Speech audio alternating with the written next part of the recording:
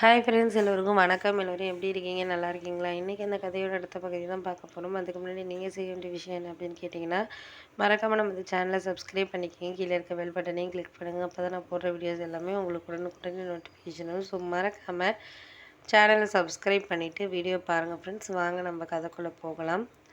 நான் வந்து அம்மாகிட்ட வந்து என்ன சொன்னேன் அப்படின்னு சொன்னால், இந்த லோன் எடுத்து நான் எடுத்துக்கிறேம்மா அப்படின்னு சொல்லிட்டு சொன்னேன். அதுக்கு வந்து அம்மா சொன்னாங்க, இது மாதிரி ஏம்மா போன லோன் தான் உனக்கே எடுத்து கொடுத்தேன், இப்போ இந்த லோன்னாச்சும் எனக்கு வந்து நீ இது பண்ணணுமா, பண்ணாதானம்மா நல்லாயிருக்கும் அப்படின்னோடனே, அதெல்லாம் நீங்கள் சொல்கிறதெல்லாம் கரெக்டு தாம்மா, இந்த தடவை எனக்கு கொஞ்சம் கஷ்டமாக இருக்குமா, நான் கொஞ்சம் கடன் வாங்கியிருந்தேன், அதோட என் வீட்டுக்காரர் வேறு பணம் வந்து ஒரு 3 மாதமாக வந்து பணம் வேறு அனுப்பலாமா அப்படின்னோடனே, சரி விடு, அப்போனா வந்து பணம் அனுப்பலை பண்ணல செய்யலைன்னா நான் என்னம்மா பண்ண முடியும், நானும் வந்து கடன் பண்ணியிருக்கிறதெல்லாம் கொடுக்கறதுக்கு இந்த பணத்தை வாங்கி தாம்மா பண்ணணும் அப்படின்னோடனே, சரி வேண்டாம்மா, உன் மனசும் கஷ்டப்பட்டுட்டு இது பண்ணிகிட்டு இருக்கேன்னா, ஒரு மாதம் வந்து நம்ம வந்து இது பண்ணிக்க வேண்டியதான், ஒரு மாதம் வந்து நீ கட்டு, ஒரு மாதம் நான் கட்டுற மாதிரி 1,00,000 ரூபா பணத்தில் ஆளுக்கு 50,000 வந்து எடுத்துக்கோமா, 2 பேருக்குமே வந்து கஷ்டம் இருக்காது இல்லைம்மா அப்படின்னோடனே, அதுவும் சரிதான், நீ சொல்கிறது அதுவும் சரிதான், ஏன்னா வந்து உனக்கும் கஷ்டமாக இருக்குங்கிற எனக்கு புரியுது உன் கஷ்டம். அதோட மாப்பிள்ளை பணம் அனுப்பலை 2-3 மாதமா, அவருக்கு வேலை இல்லை, என்ன பண்ணுறது, வேலை இருந்தால் அவர் அனுப்பாமல் இருக்க மாட்டார், வேலை இல்லை அவருக்கு அப்படின்னோடனே, சரி அப்போனா நீயும் புரிஞ்சுக்கம்மா, அதை புரிஞ்சுக்கிட்டு எனக்காக நீ கொஞ்சம் உதவி பண்ணுமா அப்படின்னு சொல்லிட்டு நான் சொன்னேன். அதுக்கப்புறம் எங்கள் அம்மா புரிஞ்சுக்கிட்டாங்க. சரி ஆளுக்கு 50,000 எடுத்துக்குவோம், 50,000 எடுத்துக்கிட்டு நீ ஒரு மாதம் கட்டு, நான் ஒரு மாதம் கட்டுறேன், அப்படியே வந்து மாற்றி மாற்றி கட்டினோன்னா நீ 12 ஒரு 2 வருஷத்துக்கு கட்டுற மாதிரி இருக்கும், 24 மாதம், ஆளுக்கு 12 மாதம் வந்து நம்ம கட்டிக்கலாமா அப்படின்னோடனே, சரி இதுவும் நல்ல ஐடியாவாக இருக்குது அப்படின்னு சொல்லிட்டு அப்புறம் அந்த லோன் ஆஃபீஸ்க்கு வந்து எழுதுறதுக்காக மறுநாள் போனோம்.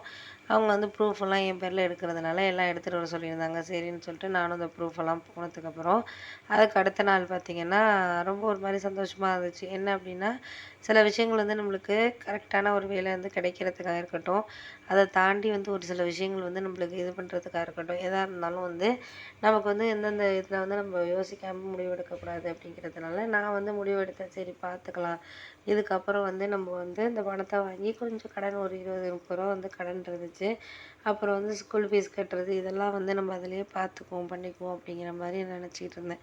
சரி, ஏன்னா நம்ம ஒரு விஷயம் வந்து இந்த மாதம் வந்து இது பண்ணுறோம், ஒரு கமிட்மெண்ட்டுக்குள்ளே வந்துட்டோம்னா அதை வந்து நம்ம நிறைவேற்றினா மட்டும்தான் நம்மளுக்கு சரியான ஒரு இதில் இருக்கும். அதை விட்டுட்டு நம்ம தேவையில்லாமல் எதாக இருந்தாலும் நம்மளுக்கு இது சரியில்லை அது சரியில்லைன்னு நம்ம சொல்லிக்கிட்டு இருந்தோம்னா கண்டிப்பாக வந்து நம்மளால எதுவுமே பண்ண முடியாத மாதிரி தான் இருக்கும். அதனால் முடிஞ்ச வரைக்கும் வந்து நம்ம என்ன பண்ணணும்னா, இது சரியாக இருக்கா, அது சரியாக இருக்கிறத தாண்டி நம்மளுக்கு இந்த நேரத்தில் வந்து நம்மளுக்கு வந்து இது இது இருக்கிறதுக்கான ஒரு இதுங்கிறத நம்ம பார்த்துக்கிட்டு பண்ணணும் அப்படிங்கிற மாதிரி இது பண்ணோன்னே, சரி பார்த்துக்கலாம், அடுத்து ஒரு 2-3 நாளைக்கு அப்புறம் வந்து நான் யோசித்தேன். சரி அம்மாவும் கஷ்டப்படுது தான் அப்படிங்கிறதுனால அதுக்கு 50,000 பணம் வாங்கி பணம் இது மாதிரி லோன்லேருந்து கால் பண்ணாங்க.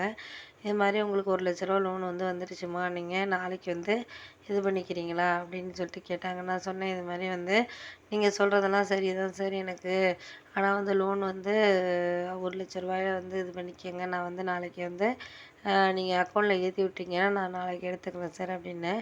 அவரும் சரி நாளைக்கு ஒரு 10 மணிக்கெல்லாம் உங்களுக்கு வந்து ஏறிடும்மா, நீங்கள் எடுத்துக்கங்க அப்படின்னாரு.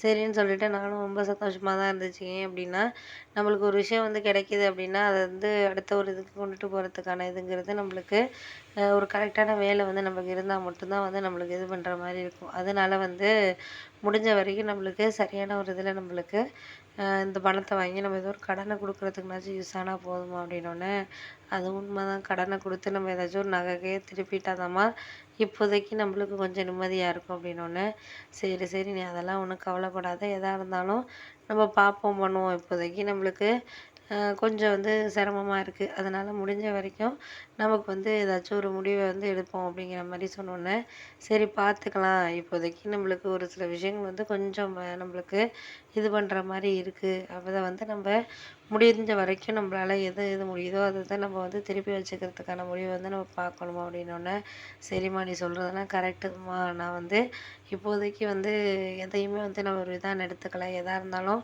நம்மளுக்கு வந்து ஒரு பணம் முக்கியம் அப்படிங்கிறத தாண்டி வந்து நம்மளுக்கு அதை சரியான ஒரு விதத்தில் கொண்டுட்டு போகிறதுக்காக இருக்கட்டும், அதை வந்து இது பண்ணுறதுக்காக இருக்கட்டும், நம்ம ஒரு முயற்சியும் பண்ணால் மட்டும்தான் வந்து எதாக இருந்தாலும் இது பண்ண முடியுமா, நீ ஒன்றும் கவலைப்படாத, நான் எதாக இருந்தாலும் பார்த்துக்கிறேன் அப்படிங்கிறன்னு சொன்னோன்னே, சரிம்மா நீங்கள் வந்து பார்த்துக்கங்க, நான் வந்து நாளைக்கு வரேன், ஊர்லேருந்து நாளைக்கு நான் வரப்போகிறேன் அப்படின்னு சொல்லிட்டு சொன்னோன்னே, ஏம்மா இப்போ திடீர்னு இந்த முடிவு அப்படின்னோடனே, இல்லை இங்கே கொஞ்சம் வந்து எனக்கு கொஞ்சம் வேலை இருக்குமா, அதனால தான் நான் வர்றதுக்காக தான் இருக்கேன்.